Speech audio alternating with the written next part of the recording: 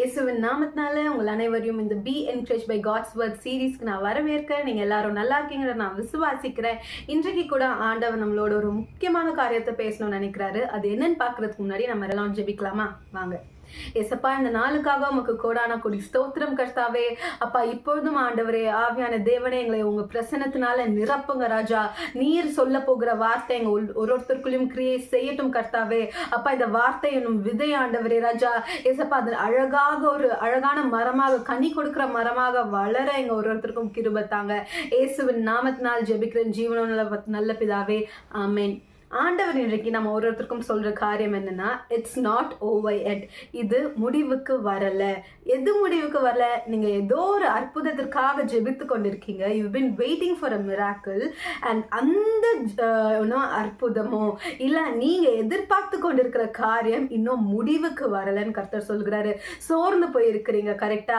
எவ்வளவு நாள் நான் இதுக்காக ஜெபித்து கொண்டிருக்கேன். நாட்கள் மாதங்கள் ஆயிடுச்சு, மாதங்கள் வருஷங்கள் ஆயிடுச்சு, வருஷங்கள் என்னை சோர்ந்து போக வைக்குது அப்படின்னு நீங்க நினைத்து கொண்டிருக்கிறீங்களா? கர்த்தர் இன்றைக்கு உங்களை பார்த்து சொல்றாருங்க. கர்த்தர் சொல்கிறாரு, வேற மனுஷங்க கிடையாது. கர்த்தர் சொல்கிறாரு, இது இன்னும் முடிவுக்கு வரல, நீங்க சோர்ந்து போயிடாத. இன்னொரு காரியம் என்ன அப்படின்னா, அவர் அற்புதம் செய்யறதுக்கு முன்னாடியே நீங்க இதுக்கு முற்றுப்புள்ளி வைக்காதீங்க அப்படின்ட்டு. சில நேரத்துல நம்மளோட சோர்வு என்ன பண்ணும்னா, அவர் அற்புதம் செய்யறதுக்கு முன்னாடியே முற்றுப்புள்ளி வச்சிடும். அவ்வளவுதான், இதுக்கு மேல இது நடக்காது அப்படின்னு நம்ம ஒரு நிர்ணயத்திற்கு வந்துடுவோம்ல. ஏசப்பா இன்றைக்கு சொல்றாரு, திரும்ப திரும்ப சொல்றாரு.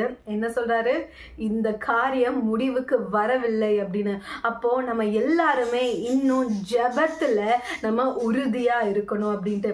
இந்த அற்புதத்திற்கான காரியம் என்ன அப்படின்னா, நம்ம செய்ய வேண்டிய இந்த அற்புதத்தை பெற்றுக்கொள்ள நம்ம செய்ய வேண்டிய காரியம் என்னன்னா, முதல் படி ஒன்று எடுக்கணுங்க. அது என்ன அப்படின்னா, ஜெபிக்கணும். வெறும் ஜெபம் இல்லை, ஜெபம் பிளஸ் விசுவாசம். Faith plus prayer is very important for a miracle to take place. ஓகேவா? ஏசப்பா சொல்லிட்டாரு, அவர் வாக்குத்தத்தத்தை கொடுத்துட்டாரு. ஆனா நம்மளோட விசுவாசத்தை காண்கிற தேவனா இருக்கிறாரு. சரியா? அநேக நேரத்துல என்னால ஏசப்பா சொல்றதை புரிஞ்சு கொள்ளவே முடியல, கேட்கவே முடியலன்னு நினைச்சிட்டு இருக்கீங்க. இந்த அற்புதம் என்ற காரியம் எனக்கு நடக்குமா நடக்காதா என்ற ஒரு குழப்பத்துல இருக்கிறீங்க.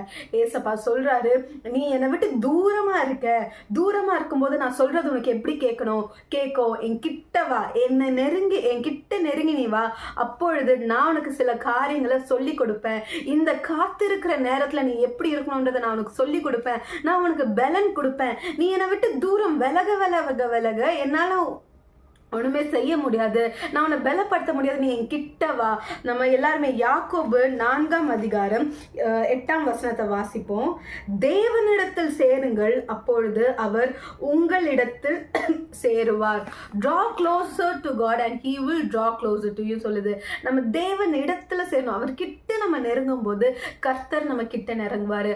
அவர் நம்ம கிட்ட நெருங்கும் போது, அவர் பிரசன்னம் நம்மளை ஆளுகை எடுத்துக்கொள்ளும் போது, நம்ம இந்த ஒரு இமேஜ்லாம் பார்த்துருப்போம்ல, ஜெபத்துக்கு போறதுக்கு முன்னாடி பூனையை போல இருப்போம். ஜெபம் செய்து வெளியில வரும்போது ஒரு லயனை போல, ஒரு சிங்கத்தை போல ஆண்டவர் நம்மளை டிரான்ஸ்ஃபார்ம் பண்ணியிருப்பாரு. அதுதான் உண்மை. அவர் பிரசன்னம் நம்மளை ஆளுகை செய்யும் போது அவிசுவாசமா இருக்கிற இடத்துல விசுவாசம் உற்பத்தி ஆகப்படும். நம்ம சோர்ந்து போயிருக்கிற இடத்துல பலன் அடைவோம். கர்த்தர் நம்மளோட வாழ்க்கையில பெரிய காரியங்கள் செய்வார் என்ற ஒரு நிச்சயம் நமக்குள்ள வரும். அதாவது நம்ம கண்கள் காணலனாலும், நம்ம காதுகள் கேட்கலனாலும், நம்மளோட இருதயம் உணரலனாலும் கர்த்தர் இதை செய்ய போகிறார் என்ற ஒரு விசுவாசம் நமக்குள்ள நிச்சயமாகவே வரும். மிராக்கிள்னா என்ன தெரியுமா? an unusual event happening which is usually impossible but possible only through God. அதாவது நினைச்சு கூட பார்க்க முடியாத ஒரு சம்பவம் நடக்கிறது. அதாவது அது மனிதர்களுக்கு ரொம்ப இம்பாசிபிளா இருக்கும், மனிதர்களால செய்ய முடியாத ஒரு காரியமா இருக்கும். ஆனா கர்த்தரால மாத்திரமே செய்யக்கூடிய காரியம் தான் அந்த அற்புதம். அந்த அற்புதத்திற்கு நம்மளோட விசுவாசம் தேவை. கர்த்தர் சொன்னால் செய்வார் என்ற ஒரு விசுவாசம் நமக்குள்ள தேவை. இன்றைக்கு சோர்ந்து போயிருக்கிறீங்களா? கர்த்தர் இன்றைக்கு உங்களை பார்த்து சொல்கிறார், உன் நம்பிக்கையை விட்டுடாத. இதுக்கு இன்னும் முடிவு வரல, நான் செய்யறதுக்குள்ள நீ முற்றுப்புள்ளி வச்சிடாதன்னு கர்த்தர் சொல்கிறார். சொல்றார். சோர்ந்து போயிடாதீங்க, கர்த்தர் உங்களை வைத்து பெரிய காரியங்கள் செய்வாரு. வசனம் என்ன சொல்லுது? நம்ம எல்லாருக்குமே தெரியும். லூக்கா 1:37 என்ன சொல்லுது? For nothing is impossible with God. தேவனால கூடாத காரியம் ஒன்றுமே இல்லை அப்படின்னு சொல்லப்படுது. மனுஷங்களால தான் கூடாது, ஆனா தேவனால கூடாத காரியம் ஒன்றுமே இல்லை. உங்களோட வாழ்க்கையில நீங்க காத்திருக்கிற அற்புதம் நிச்சயமாகவே நடக்கும். ஆண்டவர் வாக்கு பண்ணின அற்புதங்கள் நிச்சயமாகவே நடக்கும். ஆமென். இப்பொழுது நம்ம ஜெபிக்கலாமா? அப்பா, உமக்கு நன்றி கர்த்தாவே, உமக்கு நன்றி, உமக்கு கோடான கோடி ஸ்தோத்திரம் கர்த்தாவே.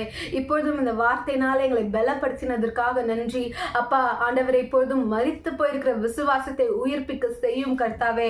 அற்புதத்திற்காக காத்து கொண்டு சோர்ந்து போயிருக்கிற உம்முடைய ஜனங்களை பலப்படுத்தும் கர்த்தாவே. தேவனை நீர் பெரியவர் என்றதை இவர்கள் உணர்ந்து கொள்ளட்டும் ராஜா. உம்மால் கூடாத காரியம் ஒன்றும் இல்லை என்று உணர்ந்து கொள்ளட்டும் கர்த்தாவே. இயேசுவின் நாமத்தினால அப்பா, இந்த அற்புதத்திற்கு இருக்கிற எங்களோட விசுவாசம் என்ற தடையை நீர் நீக்கி போடுங்க ராஜா. நாங்க காத்திருப்போம் ஆண்டவரே. விசுவாசத்தோடு உம்முடைய சமூகத்தில் நாங்க காத்திருப்போம். இயேசுவின் நாமத்தினால் ஜெபிக்கிறேன் ஜீவனுள்ள நல்ல பிதாவே. ஆமென். ஆமென். God bless you. Have a blessed day.